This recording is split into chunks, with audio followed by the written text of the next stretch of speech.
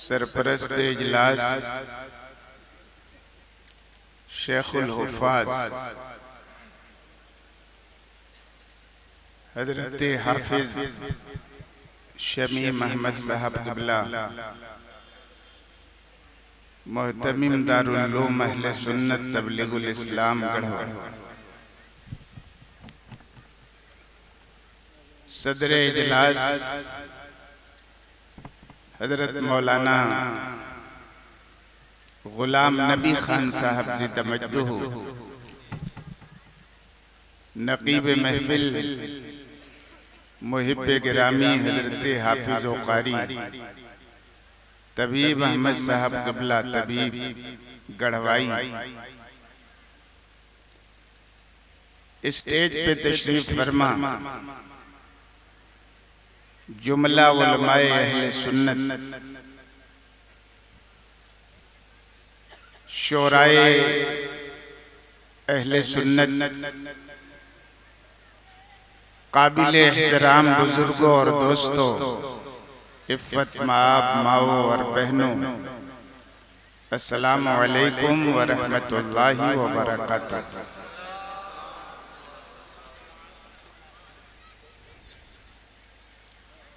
नहमदुहु व नुसल्ली अला रसूलिहिल करीम, अम्मा बाद फ़अऊज़ु बिल्लाहि मिनश शैतानिर रजीम, बिस्मिल्लाहिर रहमानिर रहीम, कुंतुम खैरा उम्मतिन उखरिजत लिन्नास तअमुरूना बिल मारूफ व तनहौना अनिल मुनकर। सदक़ल्लाहुल अज़ीम व बल्लग़ रसूलुहुन नबियुल अमीनुल करीम व नहनु अला ज़ालिका लमिनश शाहिदीन व शाकिरीन वल्हम्दुलिल्लाहि रब्बिल आलमीन। आइए सबसे पहले हम और आप दोनों मिलकर इंतहाई एहतराम व अक़ीदत के साथ आक़ाए नामदार कौनैन के मालिक व मुख्तार जनाबे मुहम्मदुर रसूलुल्लाह सल्लल्लाहु अलैहि वसल्लम की बारगाह में दुरूद पाक का नजराना पेश करें। अल्लाहुम्मा सल्लि व सल्लिम व बारिक अला सय्यिदिना व मौलाना मुहम्मदिन मादिनिल जूदि वल करम व अला आलिहि व सहबिहि व बारिक व सल्लिम सलातन व सलामन अलैका या रसूल अल्लाह, सलातन व सलामन अलैका या हबीब अल्लाह। ज़मी फलक महु अख्तर हुसैन वाले हैं, ज़मी फलक महु अख्तर हुसैन वाले हैं, ये कायनात के मंजर हुसैन वाले हैं। सुभान अल्लाह। ये कायनात के मंजर हुसैन वाले हैं और यजीदियत से है इनकार बच्चे बच्चे को, यजीदियत से है इनकार बच्चे बच्चे को, हमारे असगर व अकबर हाय हाय हाय क्या कहने। सुभान अल्लाह सुभान अल्लाह। वाह। हमारे असगर व अकबर हुसैन वाले हैं और कटा तो सकते हैं लेकिन झुका नहीं सकते।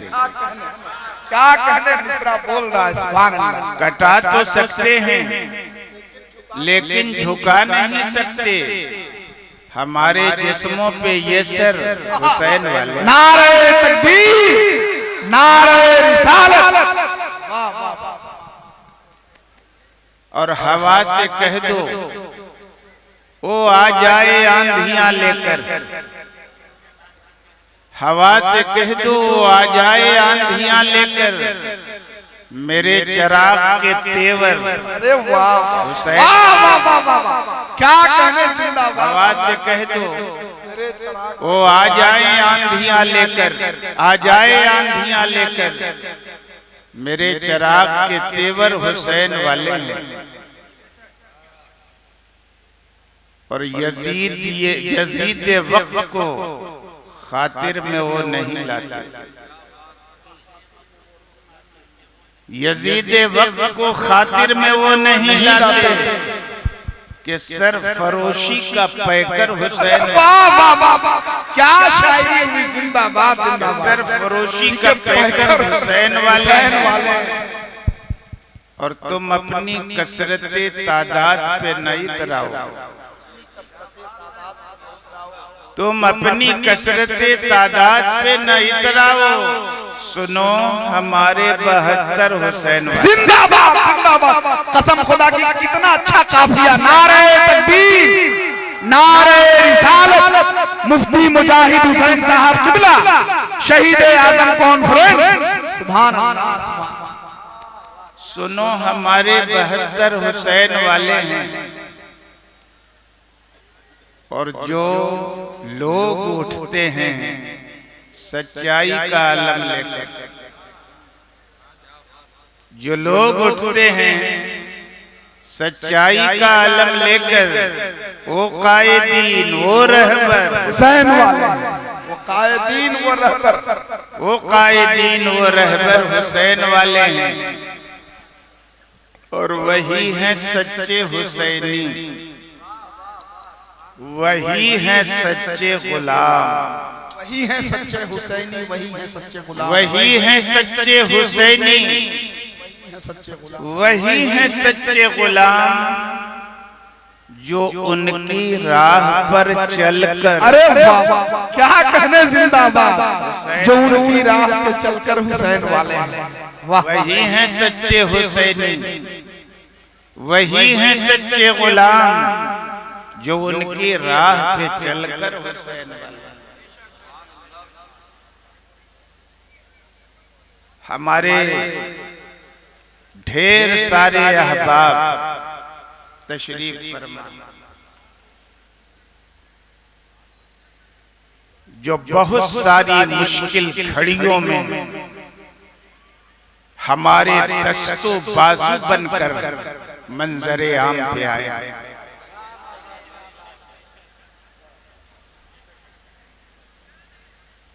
और मुखलिस अहबाब जब दस्तों बाजू बनकर साथ में आ जाए तो मार्का सर करने में दिक्कत नहीं होती।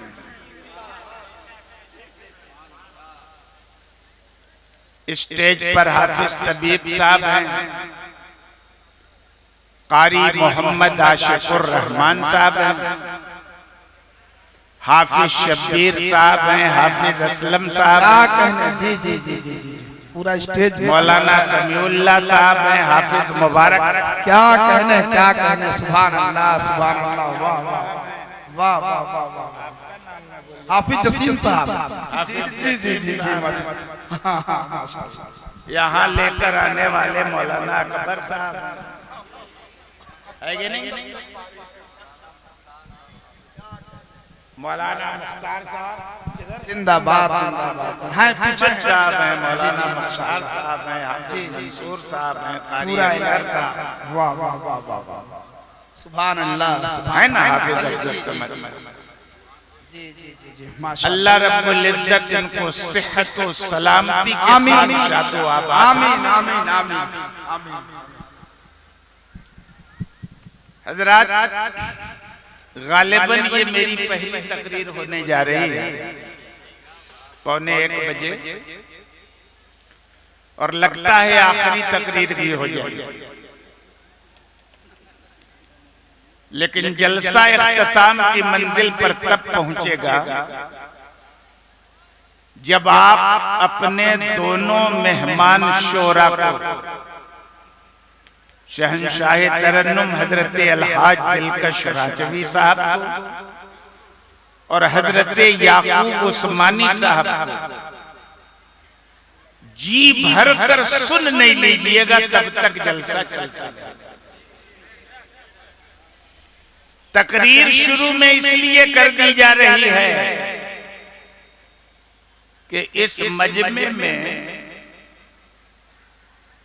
बहुमत नात सुनने वालों की है। तकरीर सुनने वाले मेरे ख्याल में अल्पमत में हों, और सुन के चले गए। और इत्तेफाक से मैं वैसी तकरीर भी नहीं करता, उछल कूद वाली, जोश जज्बे वाली। मैं तो वही तकरीर करूंगा जो हालात के एतबार से करना चाहिए। मजमा को अच्छी लगे या खराब, ऐसा देख के वो लोग तकरीर करते हैं जिनको तकरीर करने की जरूरत होती है। जी उम्र की 62वीं मंजिल पे पहुंचने के बाद अब मुझे तकरीर करने की जरूरत नहीं है कि नहीं? तो हम वो नहीं करेंगे जो आप चाहते हैं, हम वो तकरीर करेंगे जो हमसे इस्लाम करवाना चाहते हैं। कहने जिंदाबाद, नारे तकबीर। जरा सब लोग हाथ उठा लें एक मर्तबा मोहब्बत से, नारे तकबीर, नारे रिसालत। शहीद आजम कॉन्फ्रेंस, मुनाजिर अहले सुन्नत, मुफ्ती मुजाहिद हुसैन साहब किबला। सुभान अल्लाह। ईमान तो नबी की मोहब्बत का नाम है, और सच्ची मोहब्बत जिसको अपने नबी से होगी वो तो उनके नवासों से मोहब्बत करेगा। इसलिए कि जहां ईमान वालों को नबी ने खुद से मोहब्बत करने का हुक्म दिया है, अपने नवासों को से भी मोहब्बत करने का हुक्म दिया है। और हम लोगों को हुक्म दिया है अपने रब से दरखास्त, परवरदिगार तू भी हसन हुसैन से मोहब्बत कर। दोनों तरह की हदीसें मौजूद है कि नहीं? इमाम हसन को भी गोद में सरकार ने बिठाया, इमाम हुसैन को भी गोद में बिठाया, और नबी ने इरशाद फरमाया है, अल्लाहुम्मा इन्नी उहिब्बुहुमा फअहिब्बहुमा व अहिब्ब मन युहिब्बुहु। मेरे खुदा, मैं इन दोनों से मोहब्बत करता हूं, और मेरी दरखास्त है कि तू भी इनसे मोहब्बत फरमा, और खाली इनसे मोहब्बत न फरमा, जो जो इनसे मोहब्बत करे मेरे रब उनसे भी मोहब्बत।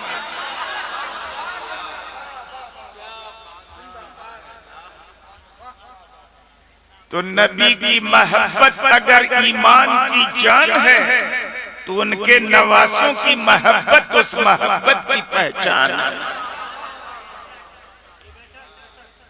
जिसके दिल में नबी की मोहब्बत नहीं, उसके दिल में ईमान की दौलत नहीं है कि नहीं है?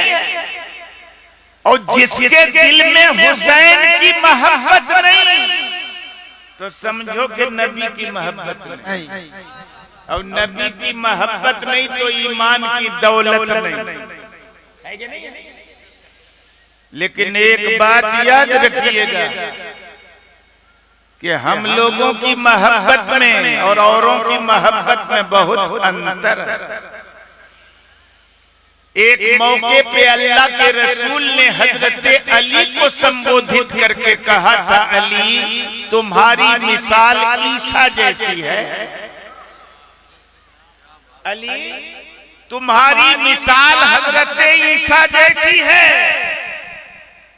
एक कौम तुम्हारी मोहब्बत में गुमराह होगी और एक कौम तुम्हारी अदावत में गुमराह होगी। क्या बिल्कुल हजरत ईसा की तरह कि एक कौम ने इतनी मोहब्बत की और मोहब्बत में इतना आगे बढ़ गए कि उनको खुदा का कयामत। वो खुदा लम यलिद वलम यूलद जिसकी शान है, न उसकी औलाद है कोई, न वो खुद किसी की औलाद है।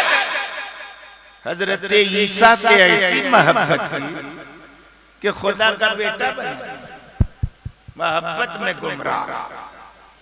और एक कौम ने इतनी दुश्मनी की कि अपने हिसाब से सूली पे चढ़ा, अपने हिसाब से। वरना हमारा तो नजरिया कि उन्होंने अपने आदमी को सूली पे चढ़ाया, अल्लाह ने अपने नबी हजरत ईसा को आसमान पे उठाया। क्या कहते वमा कतलूहु वमा सलबूहु वलाकिन शुब्बिहा लहुम। लोगों ने न हजरत ईसा का मर्डर किया, न उनको सूली पे चढ़ाया, अल्लाह ने उनको उठाया। क्या कहना है, सुभान अल्लाह सुभान अल्लाह। उन जैसा लेकिन शुब्बिहा लहुम, एक हजरत ईसा जैसी शक्ल वाला बना दिया अल्लाह ने। जो लेने गया था वही शक्ल, वो लेने गया था कि सूली पे इनको चढ़ा दे, बेचारा खुदे लटक गया। है कि नहीं?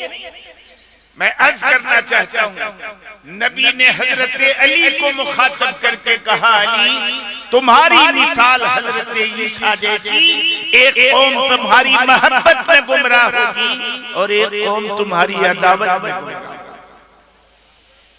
है कि नहीं? तो नबी ने कहा है तो हुआ कि नहीं? एक कौम मोहब्बत में गुमराह हो गई और एक कौम अदावत में गुमराह हो गई। आप लोगों को आज हम थोड़ी सी पहचान कराते हैं, और पहचान कराना इसलिए जरूरी है कि अब आप लोग पूरे हिंदुस्तान में फैल चुके हैं। भांत भांत लोगों से के किस्म के लोगों से आपकी मुलाकात है, पता नहीं कहां कहां पहुंच के कहां डूब जाए आप, है कि नहीं? गुजरात में रह रहे बोहरों के घर में, है कि नहीं? लखनऊ में रह रहे हैं शियों के गढ़ में, दिल्ली में रह रहे हैं वहाबियों के गढ़ में, है कि नहीं? तरह तरह के लोगों से आपकी मुलाकात, दोनों तरह के लोग हैं कि नहीं? अदावत में गुमराह, मोहब्बत में गुमराह। एक कौम मोहब्बत में गुमराह, मुहर्रम का चांद दिखा, काला कपड़ा पहना और लगे सीना पीटने, और पीटते रहे और क़यामत तक पीटते रहे। क्योंकि कूफा में इमाम अली मकाम को इन्हीं के बाप दादाओं ने चिट्ठी लिख के बुलाया था। जो लोग आज सीना पीट रहे हैं, इन्हीं के बाप दादा ने इमाम अली मकाम को लगभग 150 चिट्ठी लिख के बुलाया था। और जब उबैदुल्लाह इब्ने जियाद ने अपनी तलवार बेनियाम की तो सब डर के मारे उसी के साथ और बुला के खुद शहीद कर दिया है। तब तो उनको क़यामत तक पछताना, तो क़यामत तक पीट रहे हैं, कहीं ब्लेड से काटते, कहीं जंजीरी मारते, तो कहीं आग पे चल रहे, है कि नहीं? वो तो पछताना उनको क़यामत तक। ये कौम मोहब्बत में गुमराह। अरे हमारे इमाम ने करबला के तमाम औकात में सब्र का मुजाहरा किया है कि सीना पीटा? बताइए। सब्र का मुजाहरा। अली अकबर जैसे कड़ियल जवान का लाशा सामने आया, हमारे इमाम ने सजदे शुक्र अदा किया कि अल्लाह ने मेरे जवान बेटे की कुर्बानी अपनी राह में कबूल फरमाया। अल्लाह क्या कहना। अली असगर जैसा नन्हा शेखार शहीद हुआ, सीना पीटा था इमाम अली मकाम ने, नहीं अल्लाह का शुक्र अदा किया था कि जवान तो जवान तेरी राह में मेरे खुदा मेरे शेखार बच्चे ने कुर्बानी पेश की। क्या कहने, क्या कहने, क्या कहने। है कि नहीं? हर जगह सब्र का मुजाहरा किया, हर जगह शुक्र का मुजाहरा किया। तो हुसैन का सच्चा गुलाम वही है कि जब मुहर्रम का मौका आए और इमाम हुसैन के मसाइब याद आए तो सीना पीटने के बजाय अपने इमाम की तरह के गुलाम भी सब्र का मुजाहरा। क्या कहने बाबा, नारे तकबीर, नारे रिसालत, शहीद आजम कॉन्फ्रेंस मुफ्ती मुजाहिद हुसैन साहब किबला, सुभान अल्लाह। साबिर थे कि नहीं हमारे इमाम? तो सीना पीटने वाला साबिर होता है, मातम करने वाला साबिर होता है। किसका मातम करते हो भाई? कुरान कुरान पर ईमान है कि नहीं है? कुरान कहता है वला तक़ूलू लिमन युक़्तलू फी सबीलिल्लाहि अमवात, जो अल्लाह की राह में कत्ल किए जाएं तुम उनको मुर्दा मत कहो। ईमानदारी से बताना हमारे इमाम खुदा की राह में शहीद किए गए कि नहीं किए गए? और खुदा की राह में जब शहीद किए गए तो कुरान के फैसले के अनुसार वो मरे हैं कि अमर हो गए? शहीद होके मरे नहीं, वो अमर हो गए। कुरान तो उनको मुर्दा कहने से रोकता। मातम किसका होता है मेरे भाई? मुर्दों का होता है कि जिंदों का होता है? मुर्दों का नहीं, मुर्दों का होता है मातम, जिंदों का नहीं होता। जब हमारे इमाम खुदा की राह में जान देते, क़यामत तक के लिए अमर हो गए हैं, जिंदगी जावेद उनको मिल गई है, तो फिर उनके नाम पे मातम करने वाले ये बुद्धू है कि अकलमंद है? मातम करे वो जो कायल है ममाते शुहदा के। हम जिंदा-ए जावेद का मातम नहीं करते। हमारा इमाम कल भी जिंदा था, आज भी जिंदा है। मातम मुर्दों का होता है, जिंदों का नहीं होता है कि नहीं? का एक कौम तुम्हारी मोहब्बत में गुमराह और एक कौम अदावत में गुमराह। एक कौम मोहब्बत में गुमराह, सीना पीट, काला कपड़ा पहन, कहीं ब्लेड से काट, कहीं जंजीर से अपने जिस्म को छुलनी कर, कहीं अंगारों पे चल रही कि नहीं? ये सब्र की बात है नहीं, ये बेसब्री की बात, जज़ा फदा की बात। याद रखना, उन मोहब्बत में गुमराह लोगों की जमात को कहते हैं राफिजी। आप लोग समझो या न समझो, मगर उनका अकीदा क्या है? अकीदा मोहब्बत में गुमराह कि हजरत जिब्रील ने वही, हजरत अल्लाह ने हजरत जिब्रील को वही लेके अली के पास भेजा। ये अकीदा उनका भाई किताबों में लिखा है। अल्लाह ने कहाँ भेजा था? हजरत अली के पास भेजा था वही लेके। वो तो गलती हो गई उनसे कि मोहम्मद रसूलुल्लाह सल्लल्लाहु अलैहि वसल्लम के पास चले गए। याद रखना, अहले सुन्नत व जमात का अकीदा कि नबी भी मासूम होता है, फरिश्ता भी मासूम होता है। जी जी, नबी से भी गुनाह नहीं हो सकता, गलती नहीं हो सकती। फरिश्ते से भी गुनाह नहीं हो सकता, गलती। जी जी, अल्लाह भेजे वही लेके हजरत जिब्रील को अली के पास, गलती से रसूलुल्लाह के पास चले गए। माज़अल्लाह, क्या कहते हैं? ये मोहब्बत में गुमराह, ये मोहब्बत में गुमराही की बोली नहीं। फरिश्ते से चूक हुई नहीं। अल्लाह ने कतन हजरत जिब्रील को हजरत अली के पास नहीं, हमारे नबी के पास। जी सुभान अल्लाह, सुभान। है कि नहीं? मैं अर्ज करना चाहता हूं, ये मोहब्बत में गुमराह और दूसरी कौम अदावत में गुमराह। दूसरी कौम अदावत में गुमराह कि जिन लोगों ने मैदान करबला में हजरत अली के लाल इमाम हुसैन और उनके शहजादों का खून किया, खुले बंदों वो अपनी तकरीरों में यजीद को अमीरुल मोमिनीन कहते हैं। क्या क्या, जी जी, सुभान अल्लाह। यजीद को खलीफतुल मुस्लिमीन कहते हैं, यजीद को रज़ियल्लाहु अन्हु कहते हैं। ये कितना बड़ा दुश्मन है हजरत अली का कि उनके लालों के खून करने वाले को इतना मान सम्मान दे रहा है। क्या कहना, क्या कहना। ये कौम अदावत में गुमराह, और जो कौम अदावत में गुमराह है ना, उसी को कहते हैं वहाबी। जी वहाबी, राफिजी वहाबी। पुराना नाम है इसका खारजी, नया नाम है वहाबी।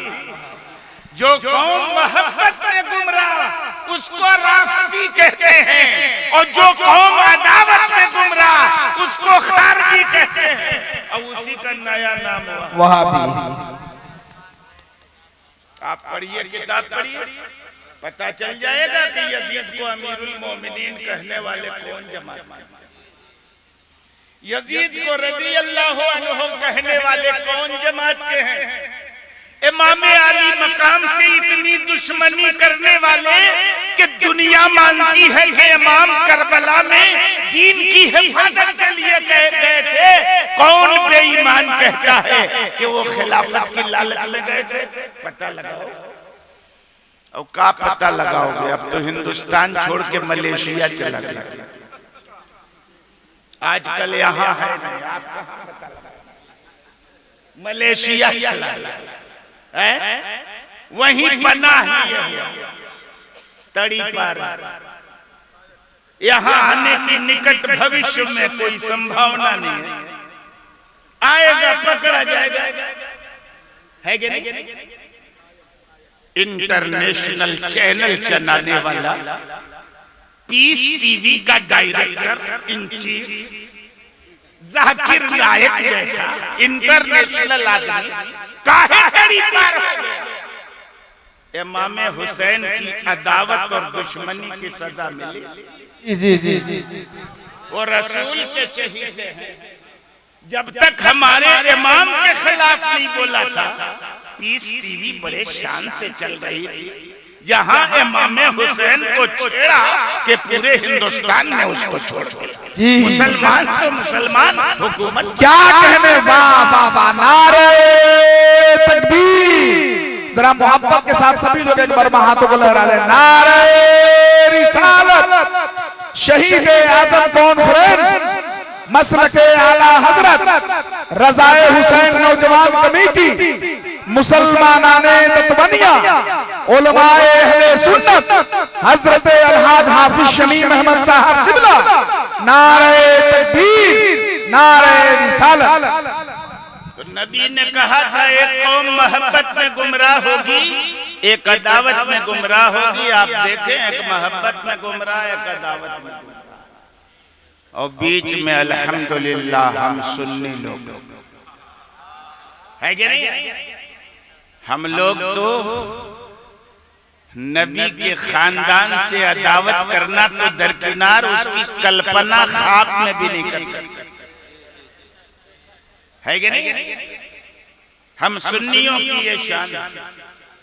और मोहब्बत करते हैं तो राफिजियों की तरह हद से आगे नहीं बढ़ते। जिस शरीयत की रक्षा और सुरक्षा के लिए हमारे इमाम ने अपनी और अपने खानदान की कुर्बानी पेश की, शरीयत की सीमाओं को लांघ कर हम कभी भी इमाम अली मकाम की याद नहीं मनाएंगे। शरीयत के दायरे में रहो, इमाम का नाम लेना है, इमाम हुसैन की याद मनाना है। याद मनाने की शरीयत ने जो सीमा और हद मुकर्रर की है, उस हद से आगे मत बढ़ो। क्या हद मुकर्रर की है? याद रखना, हम में और शियों में एक फर्क ये है कि मुहर्रम में हम लोगों को गम होता, हम लोगों को गम मुहर्रम में होता, और कुछ लोग गम मनाते। आपने लिखा, पोस्टर क्या छापा, शहीद आजम कॉन्फ्रेंस, और दूसरों का, कुछ लोगों का पोस्टर छपा गमे हुसैन, मजलिसे गमे हुसैन, है कि नहीं? मजलिसे गमे हुसैन। हमारा क्या है? शहीद आजम का जश्न शहीद आजम और उनका मजलिसे गम हुसैन। याद रखना, गम होना और चीज है, गम मनाना और चीज है। जब जब मुहर्रमुल हराम का महीना आता और करबला में यजीद और यजीदियों ने इमाम और उनके खानदान पे मजालिम के जो पहाड़ तोड़े थे, उन मजालिम का जब हम तसव्वुर करते हैं तो हमारा सीना छलनी हो जाता है। गम आंखों से अश्कों का सैलाब रवा हो जाता है। कौन ऐसा मुसलमान होगा जो करबला में इमाम आली मकाम की दर्दनाक शहादत का जिक्र सुने और उसका दिल दुखी न हो, अंदर से गमज़दा न हो। लेकिन ये गम होता है, ये नेचुरल चीज, फितरी चीज, इस पे आप कंट्रोल नहीं कर सकते हो। ये तो ईमान का तकाजा है, ऑटोमेटिक तज़किरा होगा इमाम का।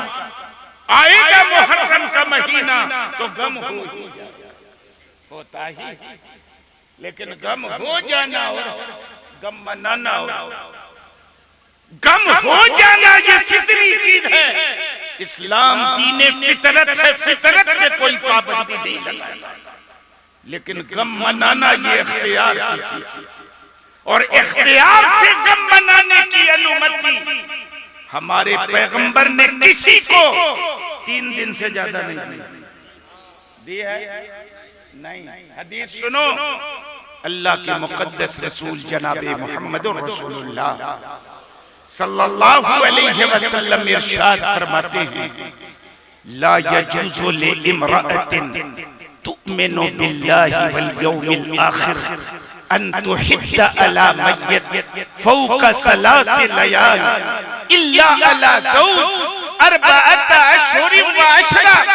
दुनिया की किसी ऐसी खातून के लिए जो अल्लाह पे ईमान रखती हो, आखिरत के दिन पे ईमान रखती हो, ये जायज नहीं है कि दुनिया में किसी भी विसाल करने वाली शख्सियत पे, मौत के मुंह में जाने वाली शख्सियत पे 3 दिन से ज्यादा गम मनाना। हाँ, एक औरत को इस बात की अनुमति है कि अगर उसके पति का देहांत हो जाए, उसका शौहर मर जाए, तो वो 4 महीना 10 दिन गम मनाएगी, शोक मनाएगी। किसको? केवल पत्नी को अनुमति है। पति के इंतकाल पर कितना दिन शोक मनाएगी? 4 महीना 10 दिन। बाकी किसी को किसी के विसाल पर 3 दिन से ज्यादा गम मनाने की इजाजत नहीं, किसी को। अगर किसी के विसाल पर गम मनाने की इजाजत होती इस्लाम में 3 दिन से ज्यादा, तो अल्लाह के रसूल इस जमीन के ऊपर और इस आसमान के नीचे अल्लाह की मखलूक में सबसे बेहतर, सबसे अफजल, सबसे बरतर। अगर किसी के इंतकाल पर गम मनाने की 3 दिन से ज्यादा इजाजत होती तो रसूलुल्लाह के विसाल की तारीख में गम मनाना सबसे ज्यादा जरूरी होता जी है ना। फर्ज हो जाता हम लोगों कि जिस दिन नबी का विसाल है होता कि नहीं होता। मगर है रबीउल अव्वल में सीना पीटते हो कि जश्न ईद मिलादुन नबी मनाते हैं कि काला कपड़ा पहनते नबी का विसाल हुआ, इसमें गम कम है कि नहीं? है ऐसा नहीं। हमारे आला हजरत तो कहते हश्र तक डालेंगे हम। क्या कहने? अरे वाह वाह वाह वाह वाह। अहले मिंबर हजरत झुमकर नारे तकबीर, नारे रिसालत, फैज़ान आला हजरत, मसलक आला हजरत, सुभान। हश्र तक डालेंगे हम पैदाइश मौला की धूम मिसले फारस नजद के किले गिराते जाएंगे। रबीउल अव्वल में हम गम नहीं मनाते, नबी की विलादत का जश्न मनाते हैं। किसी के विसाल पे 3 दिन से ज्यादा गम मनाने की इजाजत नहीं है, उसकी समय सीमा निर्धारित है। खुशी मनाने की इस्लाम में कोनो समय सीमा निर्धारित है क्या? एक हद तक पहुंच के खुशी का काम खत्म नहीं। हम आपको बताएं, आज से 1380 साल पहले हमारे इमाम की शहादत हुई। कौन तारीख में? 10 मुहर्रम। कितना दिन पहले? 1380 साल पहले, यानी सन 61 हिजरी। 61 में 41 निकाल दीजिए, कितना बचेगा? उतना ना बचा। तो 1380 साल गुजर चुके। सैयदना इमाम अली मकाम की शहादत को 1380 साल और कितने दिन की इजाजत है? और ये 1380 साल के बाद अगर गम मनाया जाए तो इजाजत है शरीयत में? तो क्या करना चाहिए? वही करना चाहिए जो आप लोगों ने किया, जश्न शहीद आज़म। शहीद आज़म शहीद आज़म कॉन्फ्रेंस काहे के लिए जश्न बनाया? इमाम अली मकाम का खुतबा पढ़ने के लिए, उनकी अजमतों की पताका फहराने के लिए, उनकी शौकतों का परचम बुलंद करने के लिए। क्या कहने? मैं भी इसीलिए आया हूँ, हजरत दिलकश रांचवी भी इसीलिए आए हैं, हजरत याकूब उस्मानी भी इसीलिए आए हैं। उनकी अजमतों का परचम बुलंद करना। ऐसे याद मनाओ कितने प्यासों को पानी पिलाया मुहर्रमुल हराम में इमाम हुसैन के नाम पे। पिलाया किसी को? अरे आप पिलाते हैं, सबील तो लगाते। ये तो वहाबियों के यहाँ नाजायज है, हमारे यहाँ तो सवाब का काम है। इमाम अली मकाम के नाम पे सबील लगाना, प्यासों को शरबत पिलाना, ये तो सुन्नियों का शिवा है कि नहीं है? कितने हॉस्पिटल में गए मरीजों को फल फ्रूट देने, दवा का इंतजाम करने इमाम के नाम पे। डीजे तो 50,000 में कर लेते हो, है कि नहीं? यही सब बाजा गाजा के खिलाफ हमारे इमाम ने शहादत दी। यजीद की बैत हम नहीं करेंगे, ये बाजा गाजा का शौकीन है, शराब पीता है, जुआ खेलता है, गाने बजाने का शौक है। ये सब निकालने के लिए इमाम ने शहादत पेश की और आप 50,000 दीजिए। ये है कोनो आलिम कह सकता है? इतने उलमा बैठे हैं। क्या ये इमाम अली मकाम की याद मनाने का सही तरीका है? हमारे इमाम इससे खुश होंगे? अरे इन्हीं सब खुराफात के विरुद्ध तो इमाम ने जंग की थी यजीद से। अब वही खुराफात करके आप इमाम की याद मनाओगे तो इमाम खुश होंगे? प्यासों को पानी पिलाओ तब इमाम खुश होंगे, उनके नाम का खाना खिलाओ तब इमाम खुश होंगे, समाज से बुराइयों को मिटाने का तहैया करो तब इमाम खुश होंगे, शराब से समाज से शराब जुए का खात्मा करो तब इमाम खुश होंगे, शराब समाज से हराम खोरी हरामकारी का खात्मा करने का भरसक प्रयास करो तब इमाम खुश होंगे। है कि नहीं? मैं अर्ज करना चाहूंगा कि इमाम अली मकाम ने इतनी बड़ी कुर्बानी काहे पेश की थी? सारी तकरीरें होती हैं मगर शायद आपको मालूम नहीं कि आखिर बुनियाद क्या है। काहे इनकार किया इमाम अली मकाम ने यजीद को खलीफा माना? काहे इनकार? शायद आपको पूरी तफसील अब तक नहीं मालूम, क्योंकि वो अमूमन जो तकरीरें होती हैं, हम भी तो इसी लाइन में इसी ग्रुप के आदमी हैं, है ना? ज्यादातर तकरीरें यही होती है, ऐसे मारा, ऐसे काटा, गाजर की तरह, मूली की तरह, ऐसे वैसे, ये वो, यही होती है।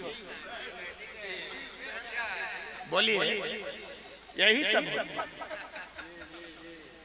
क्या थी बुनियाद करबला की जंग की? क्यों इमाम अली मकाम ने इनकार किया यजीद से, यजीद के हाथों पर बैअत करने से क्यों इनकार किया? याद रखिएगा, करबला की जंग हुई क्यों थी? तू बात की बुनियाद। यजीद बोला बैअत करिए, है कि नहीं? हर कीमत बैअत करिए। बैअत करने का मतलब समझते हैं आप लोग? पीरी मुरीदी वाले नहीं। बैअत करिए, बैअत का मतलब उस वक्त ये था, खिलाफत के लिए बैअत का मतलब सपोर्ट करना, अपना समर्थन देना, अपनी हिमायत का ऐलान करना। बैअत करने का मतलब मैंने आपका सपोर्ट किया, आपको वोट दिया, आपकी खिलाफत और हुकूमत का समर्थन किया, आपकी हिमायत की मैंने। ये था बैअत। इमाम अली मकाम ने कहा कि मैं समर्थन नहीं करूंगा तुम्हारा, मैं तुम्हारी खिलाफत की हिमायत नहीं करूंगा, मैं तुम्हारा सपोर्ट नहीं करूंगा। वो चाहता था हर कीमत पर इमाम मेरी बैअत कर ले, मेरा सपोर्ट कर दे।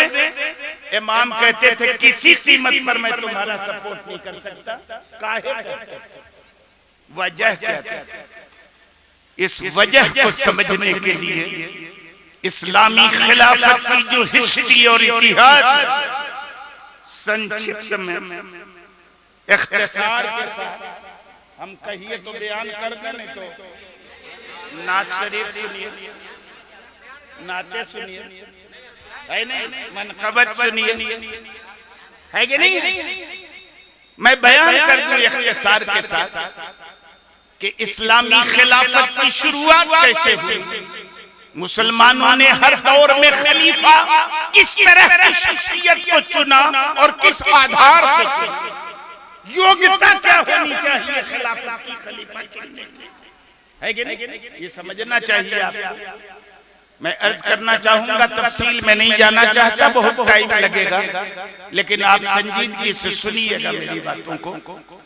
हमारे और आपके पैगंबर जनाब मोहम्मद रसूलुल्लाह सल्लल्लाहु अलैहि वसल्लम जब आज से तकरीबन 1400 साल पेशतर मक्का मुकर्रमा की पाक और पवित्र धरती पर तशरीफ लाए, तो पूरे संसार का क्या हाल, पूरी दुनिया की क्या हालत और खुद अरब का कितना बिगड़ा हुआ माहौल था, हम उस तफसील में नहीं जाएंगे। हमारे पैगंबर ने 23 साल की मुख्तसर मुद्दत में अपनी हिदायत और रहनुमाई का ऐसा फरीज़ा अंजाम दिया कि जो डाकू थे वो रहबर बन, क्या कहने, वाह वाह। जो दूसरों की जान लेना जानते थे वो दूसरों की जान के रक्षक बने। जी जी जी। जो दूसरों की बहू बेटियों की इज्जत और आबरू पे डाका डालने का काम करते थे, वो पूरे सोसाइटी की इज्जत और आबरू की हिफाजत का काम। क्या कहने, वाह वाह वाह। काया पलट दी मेरे नबी ने 23 साल की मुख्तसर सी मुद्दत में, और 23 साल के बाद हमारे पैगंबर इस हाल में इस दुनिया से तशरीफ ले गए कि पूरे मानव जात और इंसानी बिरादरी को जिंदगी के हर मोड़ पर कामयाबी के साथ जीने का सलीका सिखा दिया। तब गए हमारे पैगंबर इस दुनिया से। हमारे पैगंबर के जाने के बाद अब पैगंबर का लाया हुआ निजाम आगे कैसे बढ़ेगा, उनका दीन ये कैसे आगे बढ़ेगा, इस सिलसिले में मुसलमानों ने बाहमी मशवरे से किसको चुना खलीफा, किसको चुना? सैयदना सिद्दीक़ अकबर रज़ियल्लाहु ताला अन्हु। सुभान अल्लाह, सुभान अल्लाह। कौन है हमारे पैगंबर के पहले जानशीन? सैयदना सिद्दीक़ अकबर। किसका है पहला नंबर? सैयदना सिद्दीक़ अकबर का है पहला नंबर। और कव्वाली का सुनते हैं आप लोग, दमादम मस्त कलंदर, अली का पहला। यही सही। और हमारा अकीदा है कि अली का पहला नंबर नहीं है, खिलाफत में सिद्दीक़ अकबर का पहला नंबर जी। तो बंद करो ये कव्वाली, दमादम मस्त कलंदर अली का पहला नंबर। समझता नहीं है कव्वाली है कि नहीं? अरे झूमता है भाई अपना सुन्नी, दमादम मस्त कलंदर अली का पहला नंबर। अरे पहला नंबर कैसे? ये शियों का नजरिया, अहले सुन्नत व जमात का नजरिया। अहले सुन्नत व जमात का नजरिया है कि अली का नहीं, सिद्दीक़ अकबर का पहला नंबर। तो किसको चुना? सिद्दीक़ अकबर को। तो सिद्दीक़ अकबर पैगंबर के खानदान के थे। अब तो कौनो पीर हो गया ना, बेटा नथुआ बुधुआ हो, खलीफा वही बने। क्या अच्छा है, अच्छा है। ये नहीं देखना है कि इस लायक है कि नहीं कि खलीफा बन सके। नहीं, पीर साहब का बेटा ही खलीफा बने। इस तरह की अंधी अकीदत की अनुमति इस्लाम में नहीं है। इस्लाम कराबतदारी और खानदान देखने से पहले परहेजगारी और तकवा पहले है कि नहीं है? अगर कराबतदारी और खानदान की बुनियाद पर खिलाफत देने की रविश होती इस्लाम में, तो यकीनन पहले खलीफा की हैसियत से हजरत अली चुने जाते, क्योंकि नबी के खानदान के केवल हजरत अली थे। सिद्दीक़ अकबर नबी के खानदान के नहीं। मेरे नबी का खानदान बनु हाशिम है, सिद्दीक़ अकबर का ताल्लुक बनु हाशिम से नहीं था। सिद्दीक़ अकबर को चुना, नबी के दामाद थे, नबी के चचेरे भाई थे, बनु हाशिम से ताल्लुक था उनका। लेकिन मुसलमानों ने हजरत अली को नहीं चुना। किसको चुना? सिद्दीक़ अकबर को चुना। यहीं से इस्लाम का मजाज मालूम हुआ कि खिलाफत ये बाप दादा की विरासत नहीं है। खिलाफत कराबतदारी की बुनियाद पर नहीं, तकवा और परहेजगारी की बुनियाद पर नहीं। क्या कहने? अरे बाबा बाबा, नारे तकबीर, नारे रिसालत, जश्न शहीद आज़म मुफ्ती मुजाहिद हुसैन साहब किबला, मुसलमानाने दतवनिया। बहुत उम्दा, बहुत उम्दा। और सहाबा की पूरी जमात में वैसे तो सब मुत्तकी थे, सब परहेजगार। याद रखिएगा, मेरे नबी का हर सहाबी मुत्तकी है, हर सहाबी परहेजगार है, हर सहाबी आदिल है, कोई सहाबी जालिम नहीं है। और मेरे नबी का हर सहाबी जन्नत में जाएगा, कौनो जहन्नम में नहीं। कुल्लन वअदल्लाहुल हुस्ना, कुरान का ऐलान है कि हमने अपने नबी के एक एक सहाबी से जन्नत का वादा किया। ये अल्लाह का फरमान। हर सहाबी आदिल, हर सहाबी मुत्तकी, हर सहाबी परहेजगार। इसीलिए नबी ने दूसरी हदीस में कहा, असहाबी कन्नुजूम बिअय्यिहिम इक्तदैतुम इहतदैतुम। मेरे सहाबा तो सितारों की तरह हैं, जिनके पीछे चल पड़ोगे हिदायत। सब, लेकिन सब सहाबी का दर्जा बराबर है? नहीं, सब बराबर परहेजगार है नहीं, परहेजगार सब है। लेकिन सबसे बड़े परहेजगार पूरे सहाबा की जमात में सैयदना सिद्दीक़ अकबर। मुसलमानों ने खलीफा चुना मुसलमानों का, तो कराबतदारी की बुनियाद पर नहीं, तकवा और परहेजगारी की। बात में दलील नहीं, दलील सुनो। कैसे सबसे बड़े परहेजगार? गौर से सुनिएगा थोड़ा सा, एक आध घंटा हो जाएगा तो फिर सोचेंगे कि खत्म करें कि ना करें। अभी 1 घंटा नहीं हुआ ही तो कोर्स है 1 घंटे का, उससे कम तो करना ही नहीं। ये मत सोचिएगा कि 1 घंटा से पहले खत्म कर देंगे हम, उससे पहले दिलकश साहब का सुन लें, वो नहीं होगा। आप सब चले जाइएगा तब वो हम 1 घंटा तक करेंगे, उससे घट नहीं सकता, बढ़ सकता। हाँ कोटा है, कोटा से कम नहीं होगा, तब तो गलत हो जाएगा, बदबयानती हो जाएगा। किस बुनियाद पर चुना सिद्दीक़ अकबर को? इसलिए कि पूरे सहाबा में सबसे बड़े परहेजगार सब, मगर सबसे बड़े परहेजगार सिद्दीक़ अकबर। अब कुरान पढ़ो, सैयदना सिद्दीक़ अकबर रज़ी अल्लाह ताला अन्हु की ये आदत करीमा थी कि इब्तिदाए इस्लाम में जो गुलाम मुसलमान हुए या दबे कुचले लोग मुसलमान हुए और दबंग लोगों ने उनको सताना शुरू किया इब्तिदाए इस्लाम में, तो सैयदना सिद्दीक़ अकबर करते क्या थे कि गुलामों को उनके मालिक से मुहमागी कीमत पे खरीदते थे और उसके बाद अल्लाह के लिए आजाद कर देते थे। खरीदा, आजाद किया, जुल्म से बचा लिया, मालिक के जुल्म से अब उसका इख्तियार नहीं रहा, आजाद। ये काम था सैयदना सिद्दीक़ अकबर का। इस्लाम ने पूरी इंसानी बिरादरी को आजादी दिलाने का ठेका ले रखा था। गुलामी तो इस्लामी अहद के पहले की पैदावार थी।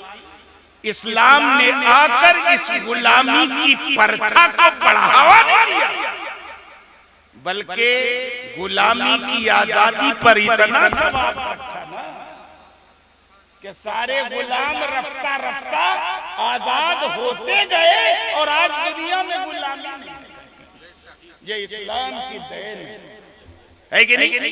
तो सिद्दीक़ अकबर क्या करते थे? खरीद के आजाद कर दिया करते थे। बहुत सारे गुलामों को खरीद के आजाद किया। और हजरत बिलाल हबशी का नाम तो आपने सुना होगा। इनका मालिक तो बड़ा कमीना था, वो मैया इब्न खल्फ, बड़ा कमीना आदमी थी। जितनी अज़ियतें दी हजरत बिलाल को, जितने मसाइब दिए हजरत बिलाल को, उसकी कल्पना करोगे तो तुम्हारे रोंगटे खड़े हो जाएंगे, बयान भी नहीं करना मुझको। इनको तो बड़ी भारी कीमत देके खरीदा हजरत सिद्दीक़ अकबर, बहुत भारी, और आजाद कर इतना दाम दिया हजरत बिलाल का कि मेरे ख्याल में मक्के की मंडी में इतना कीमती कोनो गुलाम न बिका। तो दुनियादार तो अपने हिसाब से सोचता है, मक्के के बेईमान भी गाना फूसी करने लगे कि नहीं, इतना दाम देके कोई यूं ही किसी को आजाद नहीं कर सकता। जरूर सिद्दीक़ अकबर पर बिलाल हबशी का कोनो पुराना इतने भारी दाम पे खरीद के जो इसको आजाद किया है, ये उसी पुराने एहसान का बदला है। ये गाना फूसी शुरू कर दी।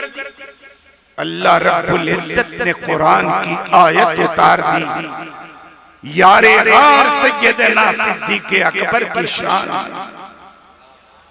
30वां पारा पढ़ो, अल्लाह फरमाता है वसयुजन्नबुहुल अतक़ल्लज़ी यु'ती मालहु यतज़क्का वमा लिअहदिन इंदहु मिन निअमतिन तुजज़ा इल्ला इब्तिग़ाअ वजहि रब्बिहिल आला वलसौफ़ यर्ज़ा। क्या कहने, वाह वाह वाह वाह, जिंदाबाद जिंदाबाद। मक्के वालों की काना फूसी का जवाब देते हुए अल्लाह ने इरशाद फरमाया कि अनकरीब उस आदमी को जहन्नम से बहुत दूर रखा जाएगा जो अपने आप को सुथरा करने के लिए राहे खुदा में माल देता है। यानी बिलाल को जो आजाद किया है सिद्दीक़ ने, उनका कोई एहसान नहीं, कोई एहसान नहीं। कुरान ने कहा वमाली हदिन इंदहु मिन नेमतिन तुजदा, अबू बकर पर किसी का एहसान नहीं जिस एहसान का वो बदला चुकाए, वो तो महज अपने परवरदिगार की खुशनुदी चाहे। क्या कहने हाय हाय हाय जिंदाबाद, नारे तकबीर, नारे रिसालत, क्या कहने। वसयुजन्नबुहल अतका, अनकरीब जहन्नम से उस सबसे बड़े परहेजगार को रोका जाएगा। अतका माने सबसे बड़ा परहेजगार, मुत्तकी माने परहेजगार, और अतका माने सबसे बड़ा परहेजगार। सिद्दीक़ अकबर को इसलिए चुना मुसलमानों ने अपना पहला खलीफा, क्योंकि सहाबा की पूरी जमात में सिद्दीक़ अकबर सबसे बड़े परहेजगार थे, और इसलिए थे कि कुरान ने उनको सबसे बड़ा परहेजगार कहा। किस बुनियाद पर चुना गया? परहेजगारी की बुनियाद। अच्छी बात है। जब सिद्दीक़ अकबर का विसाल होने लगा तो उन्होंने सैयदना अब्दुर्रहमान इब्ने औफ को बुलाया कि उमर के बारे में आपकी क्या राय है? क्या कि हुजूर हो तो जितना आप अच्छा समझते हैं उससे कहीं ज्यादा अच्छा, विसाल का वक्त उससे ज्यादा अच्छा। फिर हजरत उस्मान गनी को बुलाया। क्या उस्मान, उमर के बारे में आपका क्या ख्याल है? तो इन्होंने कहा कि आप मुझसे अच्छा जानते हैं। तो सिद्दीक़ अकबर ने कहा कि कुछ तो बताइए, मैं तो जानता हूं, आप कुछ बताइए।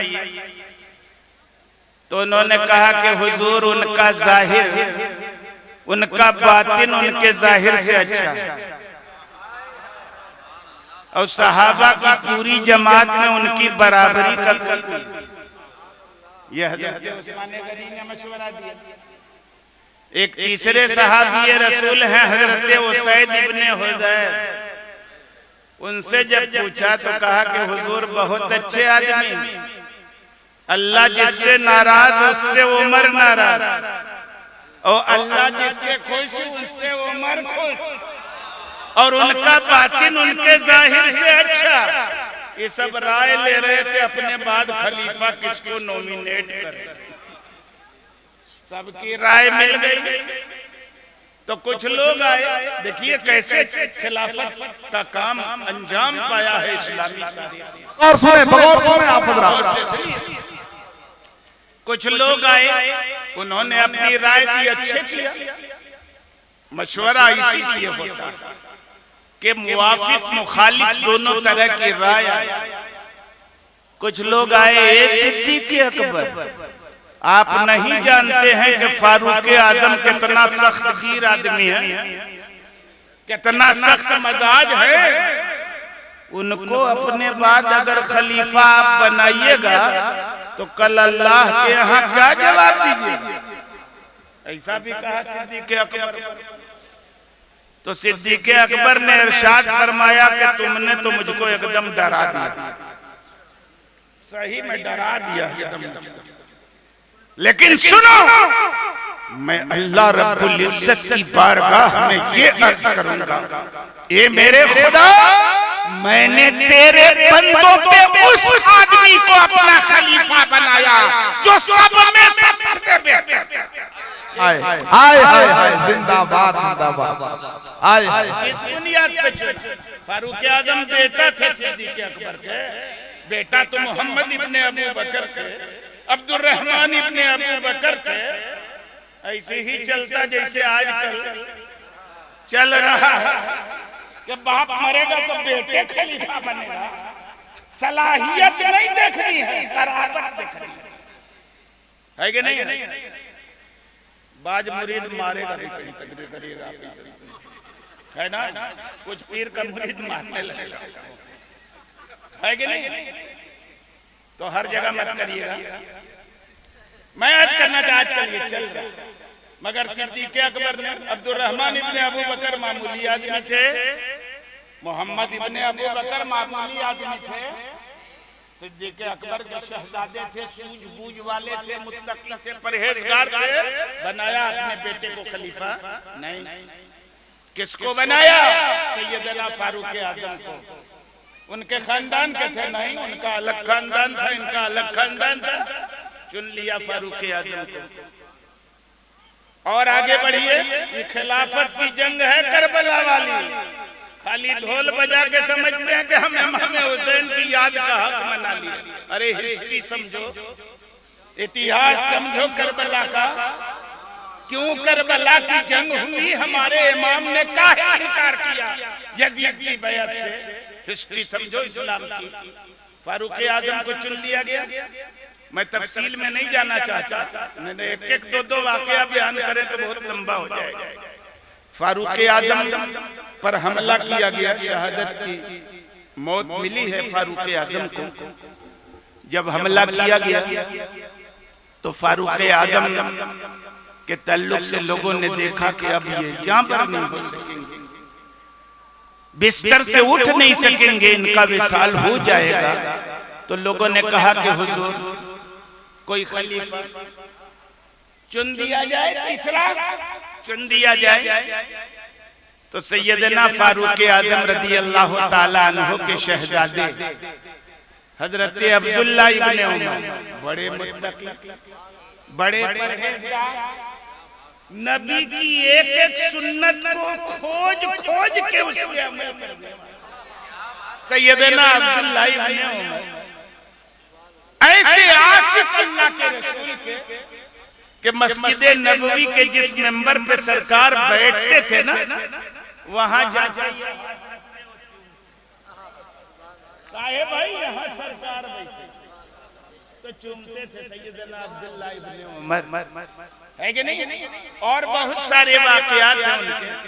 बड़े मुत्तकी परहेजगार फारूक आजम चाहते तो आज की तरह अपने बेटे को खलीफा बना है कि नहीं? और इतना रोब दबदबा था कि कोई इनकार नहीं करता, है कि नहीं? कोई इनकार नहीं करता, मगर बनाया नहीं। सैयदना फारूक आजम ने खिलाफत का इंतखाब मुसलमानों के बाहमी मशवरे पे छोड़ दिया। एक कमेटी बना दी खलीफा चुनने के लिए। कमेटी में कौन? सैयदना उस्मान गनी, सैयदना अली इब्ने अबी तालिब, सैयदना तलहा इब्ने उबैदुल्लाह, हजरत अब्दुल्ला इब्ने जुबैर, हजरत अब्दुर्रहमान इब्ने औफ, इन सबको कमेटी में रखा। बेटे थे अब्दुल्ला इब्ने उमर, कहा कि हुजूर इन्हीं को बना दीजिए ना। तो कहा कि इनको तो तिलाक देने का ढंग सही से नहीं है, तो खलीफा खा।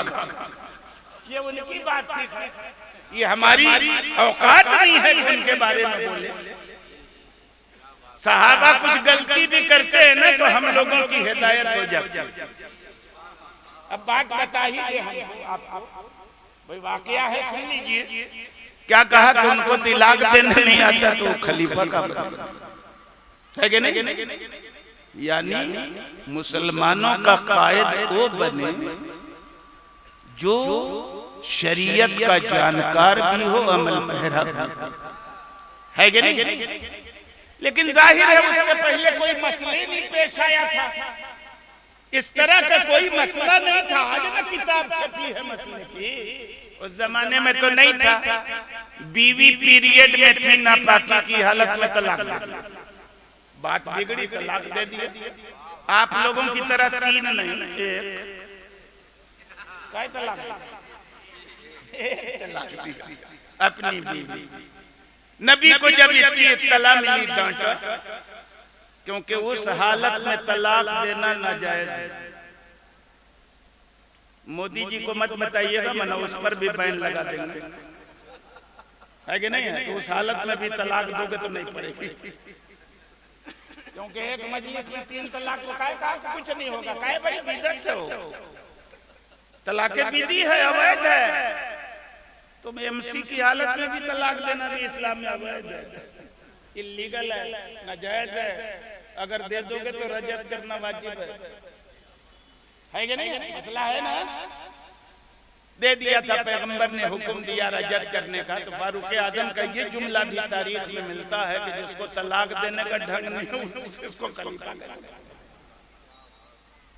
ये इंसाफ था सैयदना फारूक आजम कि मुसलमानों की भलाई के लिए वो करावत नहीं देखते थे। मुसलमानों की खैर खाही का जज्बा इतना हावी होता था कि जिसके अंदर सलाहियत खलीफा। कमेटी बना दी, अब्दुल्ला इब्ने उमर को भी उसमें रखा। कहा कि लेकिन ये कैंडिडेट नहीं होंगे, मशवरा में शामिल रहेंगे, कैंडिडेट नहीं है, खिलाफत से कोनो सरोकार नहीं, ये खिलाफत के दौड़ में शामिल नहीं रहेंगे। आज की जबान में वो खिलाफत की दौड़ में नहीं रहेंगे, लेकिन कमेटी में रहेंगे। ऐसे इंतखाब हुआ किसका? सैयदना उस्मान गनी का। तो फारूक आजम के रिश्तेदार थे वो? नहीं, उनका खानदान अलग, इनका खानदान अलग। यहाँ भी इंतखाब किस बुनियाद पर हुआ? तकवा और परहेजगारी की बुनियाद। और उसके बाद जब सैयदना उस्मान गनी की शहादत हुई, मौला अली को किसने चुना खलीफा? मुसलमानों ने, है कि नहीं? किस बुनियाद पर? कि इन तीनों के बाद सबसे बड़े मुत्तकी, सबसे बड़े परहेजगार, सबसे ज्यादा इल्म वाले सहाबा की पूरी जमात में मौलाए कायनात हजरत अली, उनको चुन लिया गया। हजरत अली का विसाल। अरे ठीक है, ठीक है, ओह बैठने दीजिए। ए भैया वॉलंटियर साहब, परेशान ना हो, जहां से बैठे माइक है, हर जगह से लोग सुन रहे हैं ना, डिस्टर्ब मत। किसको चुना? हजरत अली रज़ियल्लाहु ताला अन्हु। हजरत अली की शहादत हुई तो वो बदल गया था। कौन सा? राजधानी बदल गई थी, दारुल हुकूमत मदीना शरीफ से कूफा मुंतकिल। 40,000 लोगों ने सैयदना इमाम हसन के हाथ पे बैत कर ली। सैयदना इमाम हसन के हाथ पे बैत कर ली। क्यों? मौलाए कायनात का बेटा होने की वजह से नहीं, इसलिए कि सहाबा की पूरी जमात में मौला अली के बाद रसूल का नवासा बड़ा अगर कोई था तो इमाम हसन, उनको चुना। लेकिन 6 महीने के बाद जब देखा उन्होंने कि ये 40,000 का मेरा लश्कर है और उधर शाम के हाकिम अमीर मुआविया का लश्कर, वो उनको खलीफा बनाना चाहते हैं, ये इनको खलीफा बनाना चाहते हैं। हर दौर में लड़ाने वालों की एक छोटी सी टोली रहती है जो बेलती रहती है, कैसे लड़े मुसलमान, ये टोली रहती है। उस दौर में भी टोली थी। हजरत इमाम हसन को अमीर मुआविया से लड़ाने वालों की टोली, लड़ाने का बहुत प्रयास किया लोगों ने, मगर सैयदना इमाम हसन वो शहजादे कि अल्लाह के रसूल ने उनके बारी में पेशीन गोई की, इन्ना इब्नी हाज़ा सय्यद लअल्लाहु युस्लिहु बिही बैन फ़िअतैन मिनल मुस्लिमीन। ये मेरा बेटा सैयद है, सैयद अनकरीब अल्लाह हमारे इस बेटे के तवस्सुत से मुसलमानों की 2 बड़ी जमात के बीच 16 लड़ाई नहीं। ये मेरा बेटा सैयद। जब देखा कि ये लड़ाई के रहेगी टोली, तो इमाम हसन ने बड़ी दियानतदारी और मुसलमानों की भलाई के लिए खिलाफत का काम अमीर मुआविया को सौंपा। ये लड़ाने वाले देखते रहे, अब क्या करें, कोई बस नहीं है कि नहीं है। इन लोगों ने बनाया ही इसलिए था कि अभी 38 साल के शहजादे हैं। कितनी उम्र थी जब खलीफा बने थे इमाम हसन? केवल 38 साल की उम्र। तो सोचे कि बच्चे हैं, इनको जैसे कहेंगे वैसे चलेंगे, हम लोगों का काम बनता रहेगा लड़ाने भिड़ाने का। मगर वही नहीं जानते थे कि हजरत अली के शहजादे, अली के शहजादे हैं। और अली का घर वो घर है क्या है जिसका हर बच्चा जहां पैदा हुआ शेरे खुदा माना। 38 साल के थे, शेरे खुदा के तदब्बर वाले, इल्म वाले, पुख्ता अकल वाले थे। समझा कि ये टोली जो है छोटी सी हमको अमीर मुआविया से लड़वाएगी, मुसलमानों का खून बहेगा, आपसी खुरेजी होगी। मुसलमानों के बीच खुरेजी को रोकने के लिए, मुसलमानों को आपस में लड़ने से रोकने के लिए इमाम हसन ने इतनी बड़ी कुर्बानी दी, जिनके साथ 40,000 फौज थी इमाम हसन के साथ, मगर कुर्सी हवाले कर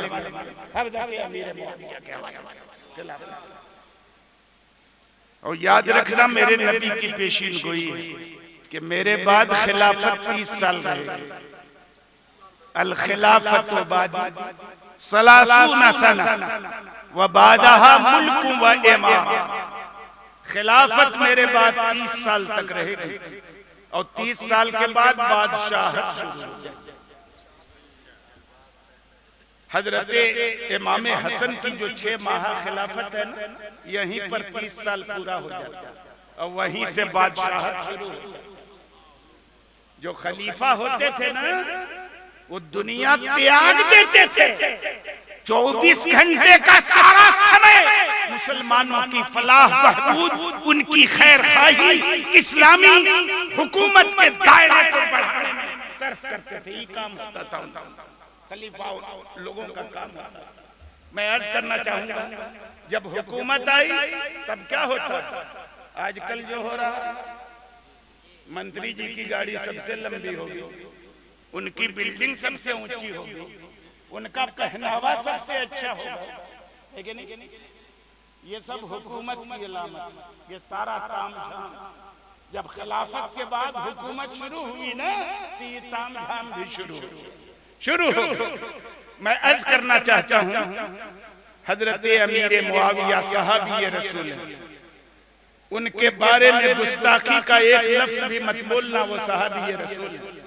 सहाबा को बुरा भला कहने से मेरे नबी ने रोका, कहा ला तसुब्बू असहाबी, मेरे सहाबा को बुरा भला मत कहना। हिस्ट्री पढ़ के, इतिहास का अध्ययन करके, तारीख का मुताला करके, इधर उधर की रिवायतें पढ़ के किसी की सहाबी की शान में गुस्ताखी मत करना। सहाबा सब के सब आदिल हैं, मुत्तकी और परहेजगार हैं। सहाबा की जमात वो जमात है अल्लाह ने जिनको अपने महबूब की हमनशीनी के लिए सेलेक्ट किया। अगर कोई सहाबा पे कीचड़ उछालता है तो उन पे नहीं उछालता, अल्लाह के सिलेक्शन पे कीचड़ उछालता है, उनको चुनता। सहाबा की शान बहुत होती है। अमीर मुआविया का सहाबी रसूल, लेकिन जब उनका विसाल होने लगा तो आप जानते हैं कितनी बड़ी हुकूमत थी अमीर मुआविया की, कितनी बड़ी हुकूमत थी उनके खिलाफत के दौर में। आज पूरी दुनिया में कितने ममालिक हैं मुसलमानों के? 55 या 56 जो हो, 60 से नीचे 50 से ऊपर है कि नहीं? इतने ममालिक हैं। आज से 1400 साल पहले उन सारे ममालिक के अकेले बादशाह, अकेले थे। और कोई था अमीर मुआविया के जमाने में? इस्लामी तारीख के वो इतने बड़े सियासी रहनुमा हैं कि उनके 20 साल दौरे हुकूमत में कहीं किसी ने न उनके खिलाफ मुजाहरा किया, न कोई शोरिश हुई, न उनसे किसी ने बगावत करने की हिम्मत और जुर्रत की। शान से हुकूमत की 20 साल तक, और इस्लामी सल्तनत के दायरे को शर्क से गर्ब तक, शिमाल से जनूब तक फैलाया अमीर मुआविया। शानदार हुकूमत रही उनकी। अच्छा साहब, लेकिन बहरहाल हुकूमत जिसकी होती है, कराबतदारी कुछ न कुछ रंग लाती है। हुकूमत में जितने की पोस्ट, जितने कलीदी होते थे, सब बनु उमैया के हाथ में।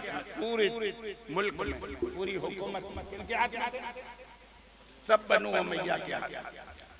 अब अमीर मुआविया का विसाल का वक्त करीब आया तो अब खलीफा चुनने की बात आई। तो इन्होंने भी अभियान चलाया। लेकिन अब सवाल ये पैदा होता है कि आए जब ये मदीना मुनव्वरा तो साहबे किराम से मशवरा किया। जिनसे मशवरा किया उनमें अब्दुल्ला इब्ने जुबैर भी थे, मरवान इब्ने हकम के तवस्सुत से, मदीना का जो गवर्नर था मरवान इब्ने हकम, उसके तवस्सुत से मशवरा किया अब्दुल्ला इब्ने जुबैर कि भैया बड़े अच्छे आदमी को अमीर मुआविया ने खलीफा चुन लिया है। कहा किसको? कहा यजीद को। ला हौल वला कुव्वता इल्ला बिल्लाह, यजीद को खलीफा चुना है। देखो ये खिलाफत नहीं, कैसरियत। कैसरियत मतलब शहनशाही। एक कैसर मरा रूम का बादशाह, बेटा दूसरा कैसर बने, पोता तीसरा कैसर बने, पर पोता ये कैसरियत है, इस्लामी खिलाफत नहीं है। कैसे खलीफा चुने बताओ? या तो अल्लाह के रसूल ने जैसे किसी को खलीफा नामजद नहीं किया, खुले तौर पर नामजद, खुले तौर पर इशारा दिया, खुले तौर पर किसी को नामजद नहीं किया। अमीर मुआविया भी किसी को नामजद न किया।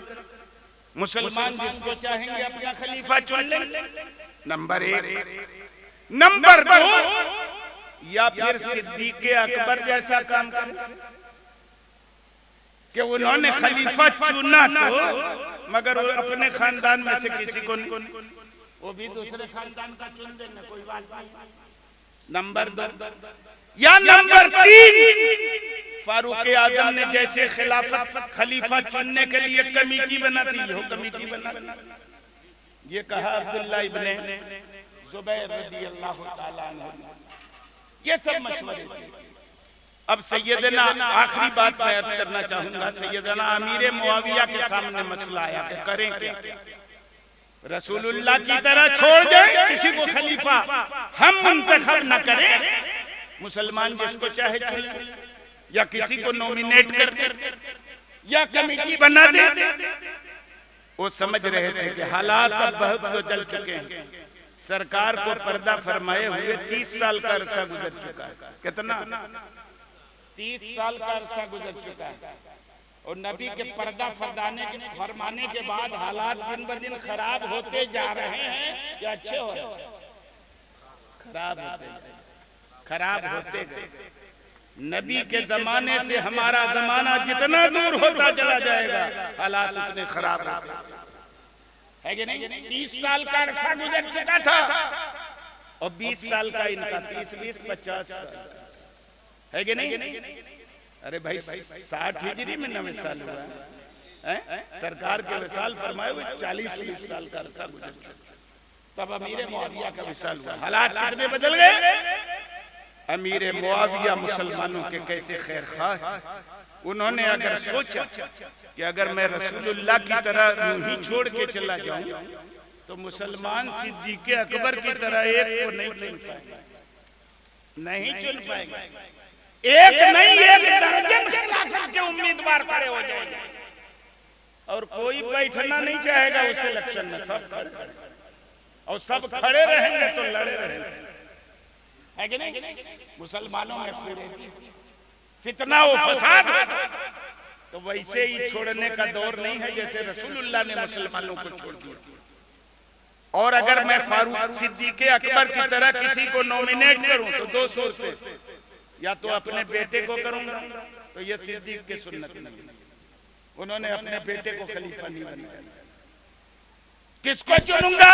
अपने खानदान के किसी को नहीं, बल्कि किसको चुनूंगा? बनु हाशिम, यानी रसूलुल्लाह का जो खानदान, उस खानदान के किसी फर्द को चुनूंगा। तो अगर उनको चुन दूंगा ना, तो हमारी कौम के जितने बड़े बड़े हुक्मरां हैं, हुकूमत के बड़े बड़े ओहदों पे हैं, की पोस्ट है उनके पास, कलीदी ओहदा है, असदियत है, और बड़े बड़े ओहदों पर ये फायद है, ये किसी कीमत पर बनु हाशिम के किसी फर्द को कबूल नहीं करेगा। खुरेजी होगी मुसलमानों की भी। इन सब को सामने रखते हुए मुसलमानों के हक में अमीर मुआविया ने सबसे बेहतर यही समझा कि यजीद को हम खलीफा बना दें, अभी अगर कुछ बिगाड़ भी है तो जिम्मेदारी आएगी तो सुधर जाएगा, है कि नहीं? हर बाप यही सोचता है कि नहीं बेटे के बारे में। बेटा बिगड़ने लगता है कि बियाह कर दो, बीवी आ जाएगी ना, कुछ जिम्मेदारी पड़ेगी सर पे तो सुधर जाएगा। होता है ना, होता है, मजाक होता है बात। ठीक है, यजीद के बारे में कुछ गड़बड़ सड़बड़ था, ठीक नहीं है, लाउबाली है, मगर इस तवक्को के साथ कि जब खिलाफत की जिम्मेदारी सौंपी जाएगी, खलीफा के मनसब पे कुर्सी पे बैठेगा, ये सुधार पैदा हो जाएगा। इस और मुसलमानों में खून खराबा नहीं होगा। इस खैर खाही की बुनियाद पर अमीर मुआविया ने यजीद पलीद को मुंतखब, मगर सहाबा राजी थे? नहीं राजी थे। उस दौर में कौन साहबी रसूल थे बड़े बड़े? हजरत इमाम हुसैन थे, हजरत अब्दुल्ला इब्ने जुबैर थे, हजरत अब्दुर्रहमान इब्ने अबू बकर है कि नहीं? ये बड़े बड़े सहाबा किराम मौजूद थे। तो सहाबा के मुकाबले में ताबी की क्या हैसियत है यजीद की? इनको खलीफा होना चाहिए था, सहाबा ने इनकार किया। अमीर मुआविया ने मुसलमानों की खैरखाही के लिए, क्योंकि हम उंगली नहीं उठा सकते किसी साथी के पैर पर, खैरखाही के लिए उसको चुन दिया। लेकिन उसके हाल तो ठीक नहीं थे। अब मैं तफसील में नहीं जाना चाहता, सिर्फ ये बताना चाहूंगा, याद रखना, मुसलमानों की पूरी जमात में यजीद के ताल्लुक से अगर इख्तलाफ है तो इस मामले में कि उसको काफिर कहेगा ना, इख्तलाफ किस चीज में? काफिर कहेंगे ना। हम इमाम आजम को मानने वाले, हमारे इमाम आजम का मसला क्या, चुप रहेंगे, न काफिर कहेंगे न मुसलमान कहेंगे, तावक्कुफ करेंगे, यही मसला। तो इसी पे चलना चाहिए। मगर अगर कोई कहेगा तो रोकेंगे, तब भी चुप रहेंगे। सैयदना इमाम अहमद इब्ने हंबल ने उस पर कुफ्र का फतवा लगाया, ठीक, हम नहीं कहेंगे, चुप रहेंगे, है कि नहीं? तो काफिर कहने में तो इख्तिलाफ है, लेकिन उसके फासिक फाजिर होने में, उसके बदकिरदार बदअमल होने में, खिलाफत के लिए नाअहल होने में किसी का इख्तिलाफ।